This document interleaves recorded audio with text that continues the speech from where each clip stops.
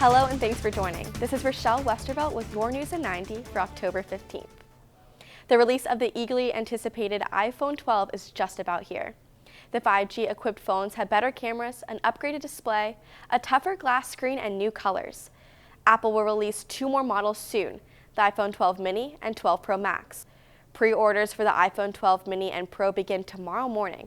The devices hit stores next week. In financial news, negotiations in Washington over financial help for struggling workers and businesses remain deadlocked. Global stock markets and U.S. futures fall as a second wave of coronavirus cases triggered more restrictions. The S&P 500 and Dow futures declined by more than 1%. NASDAQ futures shed 1.8%. Negotiations between Republicans and Democrats on another major stimulus package for the U.S. economy have failed to produce results, and hopes are fading that a compromise can be reached before the presidential election on November 3rd. Hong Kong and Singapore plan to open an air travel bubble, allowing residents to travel between the two hubs without requiring quarantine or restrictive control measures.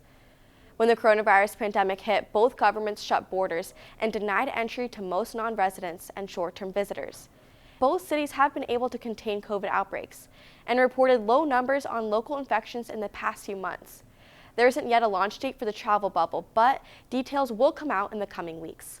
That's your News in 90. I'm Rochelle Westervelt, but your Florida news is always on at WUFT.org.